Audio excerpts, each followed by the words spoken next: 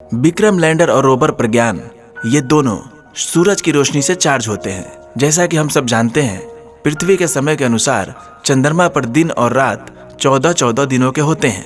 ऐसे में सवाल ये उठता है कि 14 दिनों के बाद जब चंद्रमा पर रात हो जाएगी तब विक्रम लैंडर और रोवर प्रज्ञान का क्या होगा।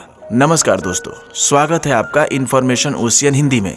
बने रहिए इस वीडियो में हमारे साथ और जानिए विक्रम लैंडर और रोवर प्रज्ञान का 14 दिनों के बाद क्या होगा।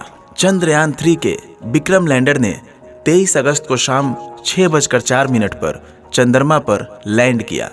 जब चंद्रमा पर विक्रम लैंडर उतरा तो चंद्रमा पर काफी धूल उड़ी थी। चूंकि चंद्रमा पर गुरुत्वाकर्षण कम है, इसलिए यहाँ धूल शांत होने में भी काफी वक्त लगता है। ऐसे में अगर रोवर को बाहर निकाला जाता तो इसमें कई प्रकार की खामियां आने का खतरा था।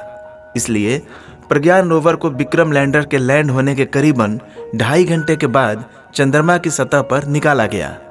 अब 14 दिनों तक रोवर प्रज्ञान चांद की सतह पर जानकारियां इकट्ठी करेगा। दोस्तों, चांद का एक दिन धरती के 14 दिनों के बराबर होता है और इसे लूनर डे कहते हैं। 14 दिनों के बाद चंद्रमा पर रात हो जाएगी। पृथ्वी के समय के अनुसार चंद्रमा पर दिन और रात 14-14 दिनों के होते हैं। ऐसे में ये सवाल उठता है कि अगले 14 दिनों के बाद विक्रम लैंडर और रोवर प्रज्ञान का क्या होगा। चंद्रमा पर 14 दिनों तक बर्फ जमा देने वाली -334 डिग्री सेल्सियस ठंड पड़ती है। विक्रम लैंडर और प्रज्ञान रोवर ये सूरज की रोशनी से चार्ज होते हैं, इसलिए 14 दिनों के बाद ये दोनों ही निष्क्रिय हो जाएंगे। यानी कि चंद्रयान के पास डेटा एकत्रित करने के लिए कुल 14 दिनों का ही समय है। विक्रम लैंडर और प्रज्ञान रोवर काम खत्म होने के बाद भी चांद पर ही बने रहेंगे।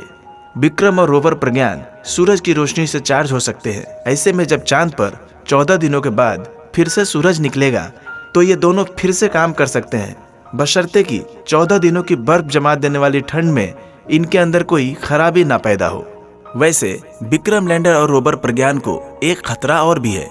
चूंकि चांद पर गुरुत्वाकर्षण कम है, इसलिए चांद पर अक्सर उल्का पिंड गिरते रहते हैं। ऐसे में अगर कोई उल्का पिंड विक्रम लैंडर या फिर रोवर प्रज्ञान के ऊपर गिरता है तो इससे ये दोनों क्षतिग्रस्त हो सकते हैं। इसरो के वैज्ञानिकों के द्वारा ऐसा कहा गया है कि ऐसा संभव है कि 14 दिनों के बाद जब वापस चांद पर सूरज की रोशनी निकले तो ये दोनों उपकरण फिर से काम करने लगे।